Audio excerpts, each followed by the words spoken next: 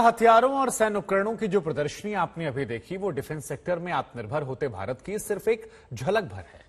हम आपको बता दें कि भारत अब इसी तैयारी में है कि उसे कोई भी हथियार या रक्षा उपकरण और तकनीक विदेशों से न खरीदनी पड़े और इस दिशा में भारत सरकार पहले ही कई बड़े कदम उठा चुकी है।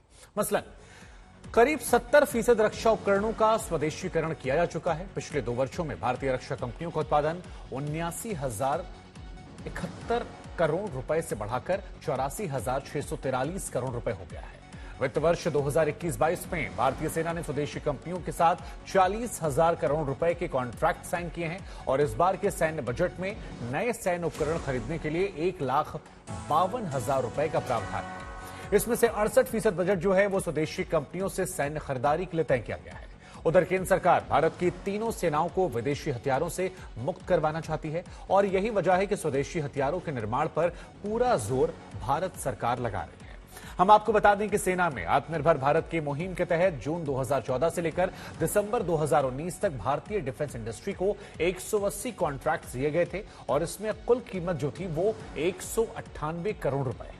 इसके अलावा रक्षा मंत्रालय ने टारगेट तय किया है कि 2024 तक एरोस्पेस और defence goods and services sector का टर्नओवर जो है वो 1,75,000 करोड़ के आंकड़े को पार कर जाए।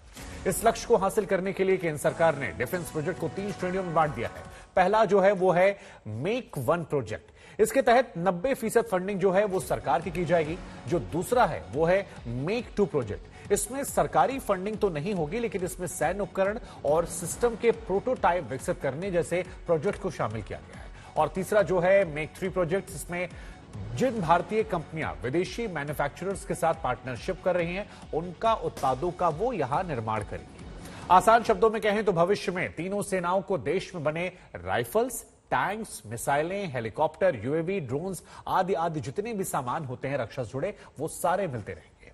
अब हम आपको make in India army robot से मिलवाते हैं जिनकी भारतीय सेना में भर्ती भी शुरू हो गई है। यह खबर जरा गौर से देखिए।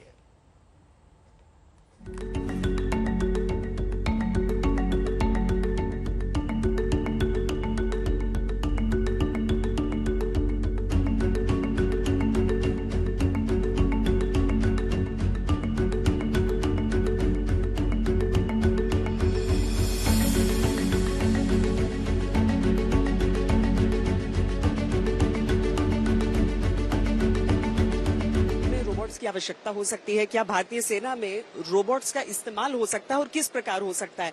ये जो रोबोट है जो इस समय हमारी तरफ देख रहा है, ये केवल देख नहीं रहा है बल्कि इसे ऐसा करने के लिए ट्रेन भी किया गया। इसका नाम है स्वह, जिसका मतलब होता है मैं।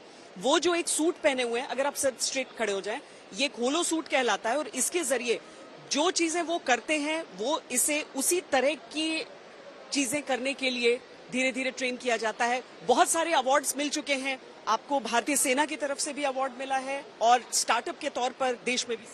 Yes, sir. So we have won the National Startup Award and also we have won Most Innovative Startup Award from the Indian Army. This has already passed the trials and it is being used to train the Indian Army across various terrains. Indian army में एक robot का क्या इस्तेमाल? Indian army में ऐसे robot का बहुत सारा इस्तेमाल हो सकता है, जैसे मान लो माइन डिटेक्शन होगा या बॉम्ब डिस्पोजल होगा या हॉस्टेज रेस्क्यू में it can first go into the room and it can take a lot of the fire, क्योंकि ह्यूमंस का we can actually save a lot of lives.